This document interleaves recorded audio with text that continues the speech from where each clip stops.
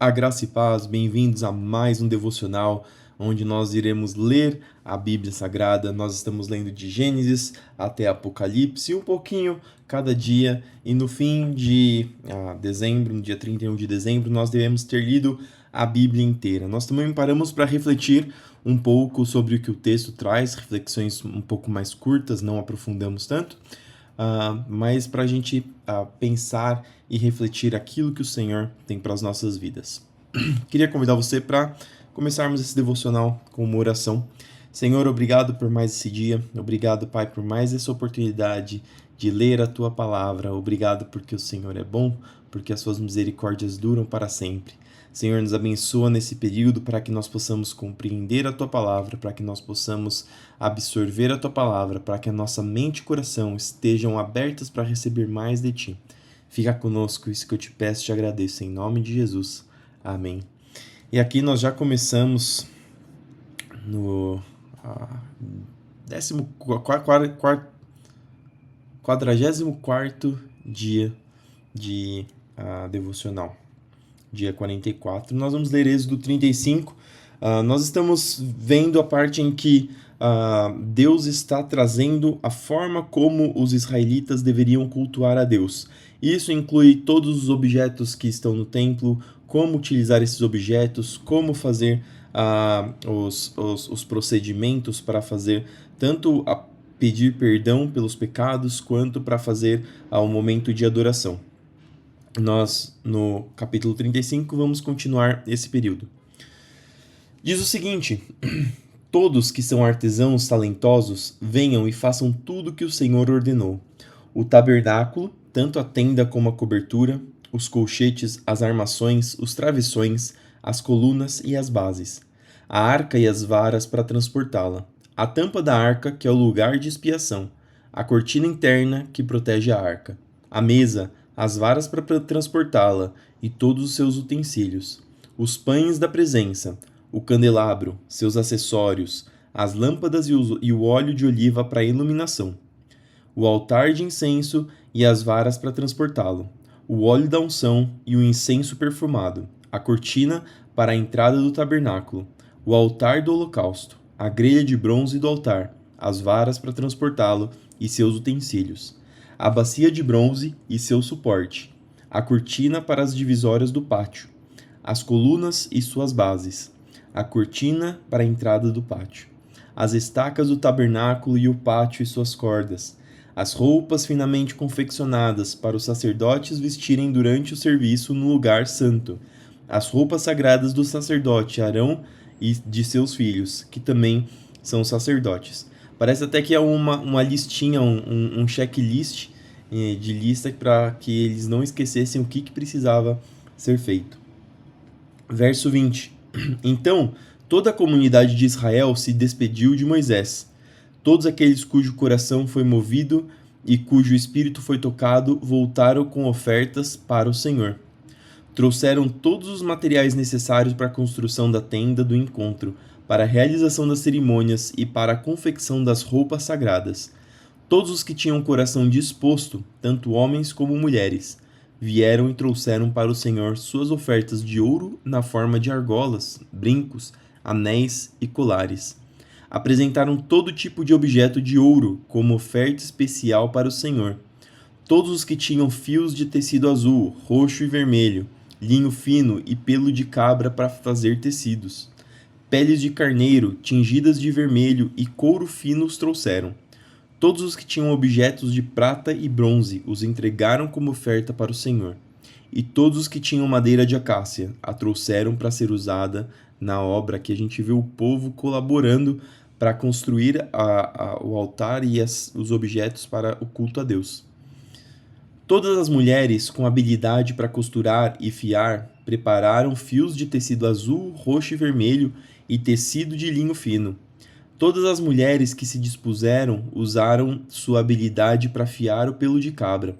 Os líderes trouxeram pedras de ônix e as outras pedras preciosas para serem colocadas no colete sacerdotal e no peitoral das decisões. Trouxeram também especiarias e óleo de oliva para a iluminação, para o óleo da unção e para o incenso perfumado. Assim, todos os israelitas, todos os homens e mulheres dispostos a ajudar no trabalho que o Senhor havia ordenado por meio de Moisés, trouxeram suas ofertas e as entregaram de bom grado ao Senhor. Então Moisés disse ao povo de Israel: O Senhor escolheu especificamente Bezalel, filho de Uri e neto de Hur, da tribo de Judá. O Senhor encheu Bezalel com o Espírito de Deus e lhe deu grande sabedoria, habilidade e perícia para trabalhos artísticos de todo tipo. Ele é exímio artesão, perito no trabalho com ouro, prata e bronze. Tem aptidão para gravar e encravar pedras preciosas e entalhar madeira. É mestre em todo o trabalho artístico. O Senhor capacitou tanto Bezalel como Aholiabe, filho de Aizamaque, da tribo de Dan, para ensinarem suas aptidões a outros. O Senhor lhes deu habilidade especial para gravar, projetar, tecer e bordar linho fino com fios de tecido azul, roxo e vermelho. São excelentes artesãos e projetistas.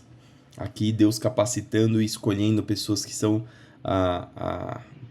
que se disporam, se dedicaram o seu tempo para fazer coisas preciosas para a casa do Senhor, coisas com qualidade. A gente já falou isso há uns dias atrás, mas só relembrando que a obra do Senhor precisa ser feita com esmero, precisa ser feita com cuidado, precisa ser feita por pessoas que têm o dom para cada tipo de trabalho. Na igreja, a igreja tem todo tipo de trabalho, desde ensino, desde cuidado, limpeza, manutenção, tocar, cantar, aconselhar, discipular. A igreja tem vários tipos de trabalho. Nós temos que ver aonde que nós conseguimos fazer com esmero, conseguimos fazer com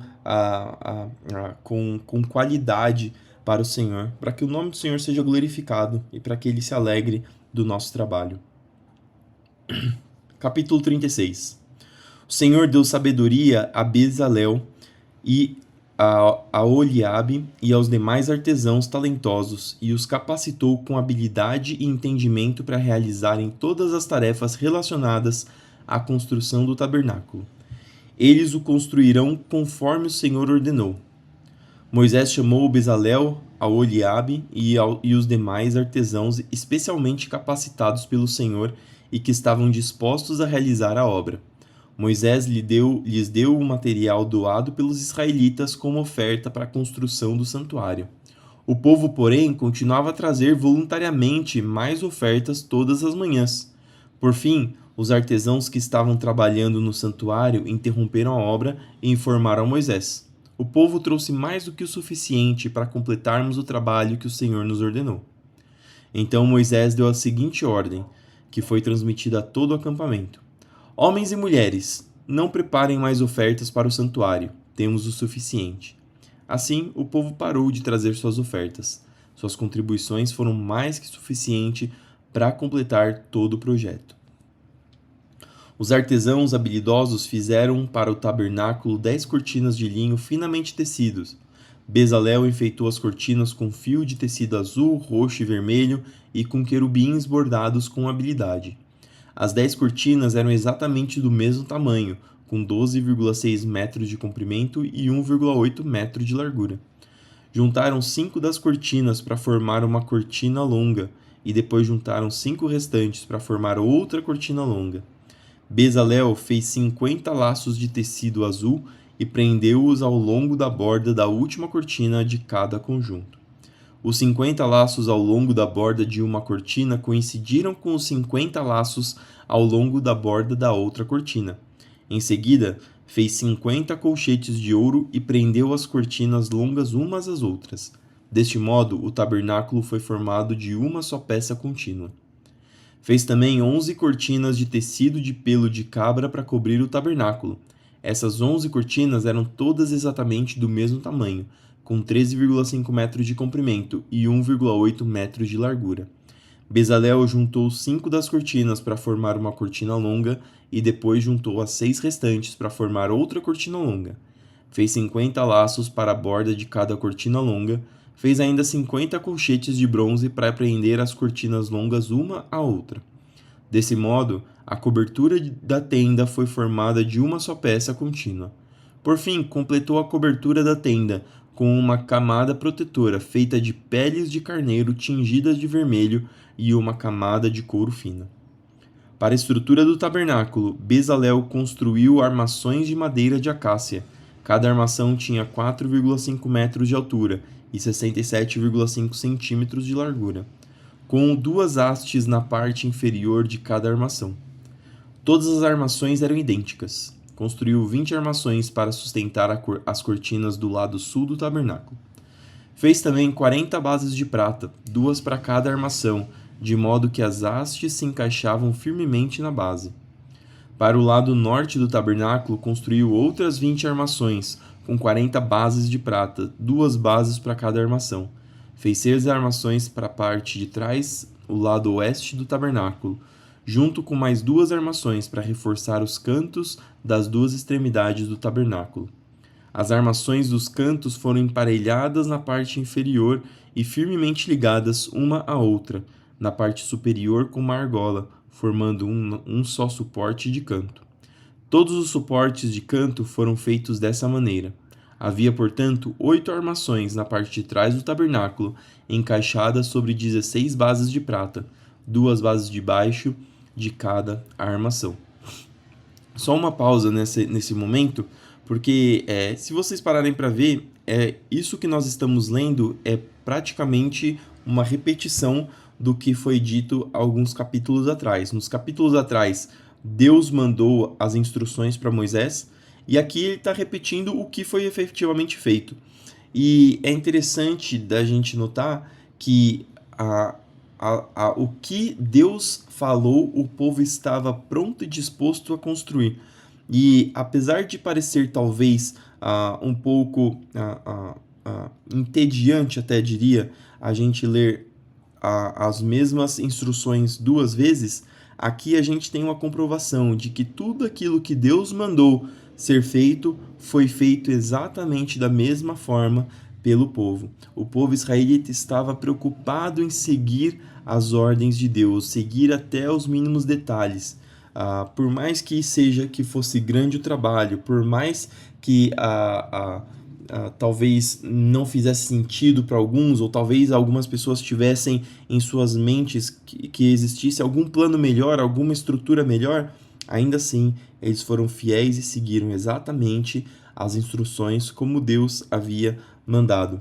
Isso mostra o caráter desse povo em querer servir e agradar a Deus, da mesma forma que nós também devemos querer seguir e agradar a Deus. Quantas vezes nós recebemos as instruções do Senhor, mas a gente tenta achar concessões, a gente tenta fazer do nosso jeitinho, a gente acha que da forma que Deus faz não é o melhor, e a gente começa a colocar os nossos pitacos, os nossos preferências, sem confiar de que o Senhor tem o melhor e o mais perfeito para as nossas vidas.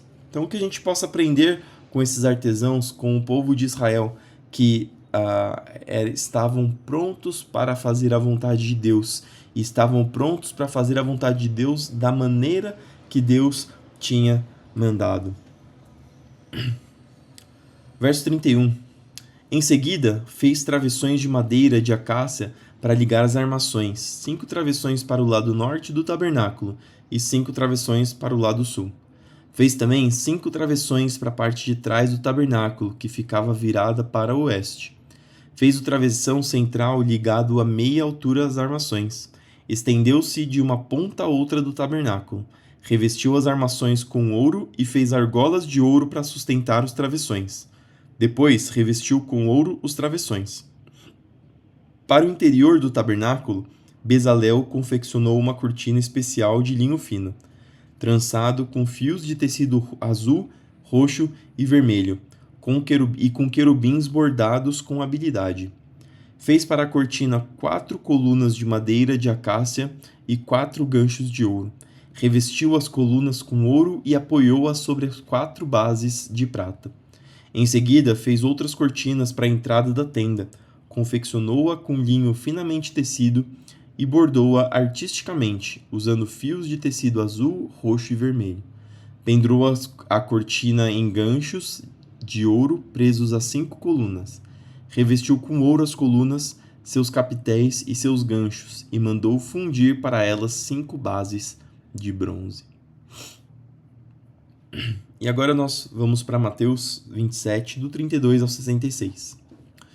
No caminho, encontraram um homem chamado Simão, de Cirene, e os soldados o obrigaram a carregar a cruz. Aqui Jesus está no meio do processo de crucificação. Já tinham insultado ele, já tinham torturado, já tinham caçoado de Jesus, e ele estava carregando a sua cruz para o lugar onde ele seria crucificado. Verso 33. Então saíram para um lugar chamado Gólgota, que quer dizer lugar da caveira. Os soldados lhe deram para beber vinho misturado com fel, mas quando Jesus o provou, recusou-se a beber. Aqui existem alguns pontos interessantes. Eu já tinha visto alguns estudos dizendo que eles tinham dado uma bebida amarga para que torturasse mais Jesus, mas em outros momentos eu vi que eles estavam dando uma bebida que acabava amenizando os sintomas ou a dor da crucificação. Então era uma bebida alcoólica, possivelmente. Não sei se tinha algumas ervas que faziam com que ele sentisse um pouco menos de dor por conta da crucificação. Mas que Jesus recusou-se a beber porque ele precisava, ele não podia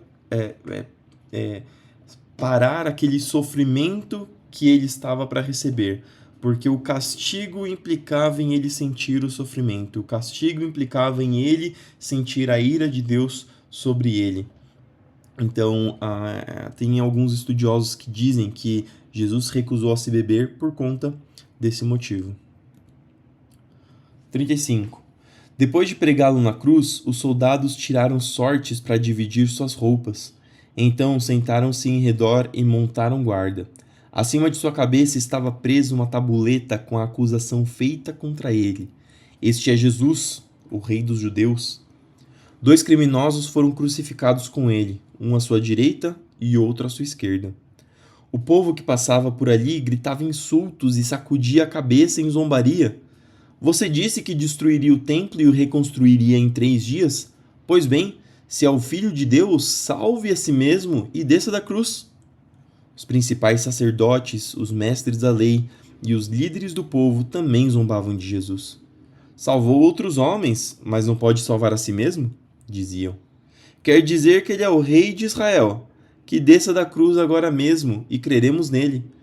Ele confiou em Deus, então que Deus o salve agora, se quiser. Pois ele disse, eu sou o Filho de Deus. Até os criminosos que tinham sido crucificados com ele o insultavam da mesma forma. Ao meio-dia, desceu sobre toda a terra uma escuridão que durou 3 horas. Por volta das 3 da tarde, Jesus clamou em alta voz, Eli, Eli, lama sabachthani, que quer dizer, meu Deus, por que me abandonaste? E aqui é basicamente uma referência direta aos Salmos 22, que começa exatamente dessa forma, Eli, Eli, lama sabachthani. E esse Salmo 22, ele é um salmo que preconiza a morte de Cristo e a salvação por meio dele. Alguns dos que estavam ali pensaram que ele chamava o profeta Elias. Um deles correu, ensopou uma esponja com vinagre e a ergueu num caniço para que ele bebesse. Os outros, porém, disseram, esperem, vamos ver se Elias vem salvá-lo. Então Jesus clamou em alta voz novamente e entregou seu espírito. Naquele momento, a cortina do santuário do templo se rasgou em 2 partes, de cima até embaixo. A terra estremeceu, rochas se partiram e as sepulturas se abriram. Muito do povo santo que havia morrido ressuscitaram. Saíram do cemitério depois da ressurreição de Jesus, entraram na cidade santa de Jerusalém e apareceram a muita gente. O oficial romano e outros soldados que vigiavam Jesus ficaram aterrorizados com o terremoto e com tudo que havia acontecido, e disseram, este homem era verdadeiramente o Filho de Deus. Muitas mulheres que tinham vindo da Galiléia com Jesus para servi-lo olhavam de longe. Entre elas estavam Maria Madalena, Maria, mãe de Tiago e José, e a mãe dos filhos de Zebedeu. Ao entardecer, José, um homem rico de Arimateia, que tinha se tornado seguidor de Jesus, foi a Pilatos e pediu o corpo de Jesus. Pilatos ordenou que lhe entregassem o corpo. José tomou o corpo e o envolveu num lençol limpo, feito de linho, e o colocou num túmulo novo de sua propriedade, escavado na rocha. Então rolou uma grande pedra na entrada do túmulo e foi embora. Maria Madalena e a outra Maria estavam ali sentadas em frente ao túmulo. No dia seguinte, no sábado, os principais sacerdotes e os fariseus foram a Pilatos e disseram: Senhor, lembramos que, quando ainda vivia, aquele mentiroso disse: Depois de 3 dias ressuscitarei. Por isso, pedimos que lacre o túmulo até o terceiro dia. Isso impedirá que seus discípulos roubem o corpo e depois digam a todos que ele ressuscitou. Se isso acontecer, estaremos em pior situação que antes. Pilatos respondeu: Levem soldados e guardem o túmulo como acharem melhor. Então eles lacraram o túmulo e puseram guardas para protegê-lo. Salmos 34, do 1 ao 10.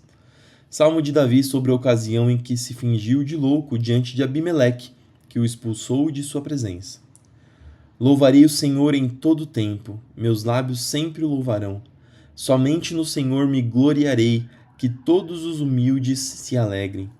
Venham, proclamemos a grandeza do Senhor, juntos exaltemos o seu nome. Busquei o Senhor e ele me respondeu, livrou-me de todos os meus temores. Os que olham para ele ficarão radiantes. No rosto deles não haverá sombra de decepção. Clamei ao Senhor em meu desespero, e ele me ouviu. Livrou-me de todas as minhas angústias. O anjo do Senhor é guardião, ele cerca e defende os que o temem. Provem e vejam que o Senhor é bom, como é feliz o que nele se refugia. Temam o Senhor, vocês que lhe são fiéis, pois os que o temem terão tudo de que precisam. Até mesmo os leões jovens e fortes passam fome, mas aos que buscam o Senhor, nada de bom faltará. E por fim, Provérbios 9, do 7 ao 8. Quem repreende o zombador recebe insulto como resposta. Quem corrige o perverso prejudica a si mesmo. Não se dê ao trabalho de repreender o zombador, pois ele o odiará. Repreenda, porém, o sábio, e ele o amará. O sábio está sempre buscando por estar no caminho correto. A pessoa que é sábia, a pessoa que busca estar no caminho correto, ela não liga se uma pessoa aponta uma falha sua. Pelo contrário, ela fica feliz porque tem oportunidade de melhorar, tem oportunidade de ver aonde estava errando e se tornar uma pessoa melhor. Que nós possamos ser assim também. As repreensões de Deus na nossa vida são para que nós nos tornemos pessoas melhores. Às vezes, repreensões que nós recebemos de talvez nossos pais, talvez nossos irmãos, pessoas que buscam o nosso bem, que buscam nos tornar pessoas melhores, são repreensões que podem trazer algo de útil para nossas vidas.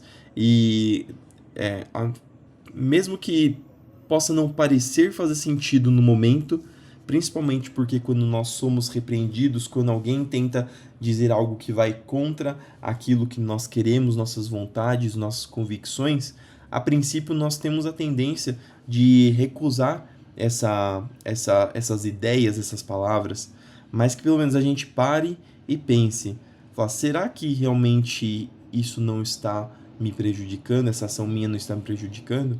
Será que se eu aceitar aquilo que a pessoa falou sobre mim, eu não vou me tornar uma pessoa melhor? Será que isso não vai agregar para a minha vida? Então que a gente possa ter sempre essa mente. O sábio aceita repreensão.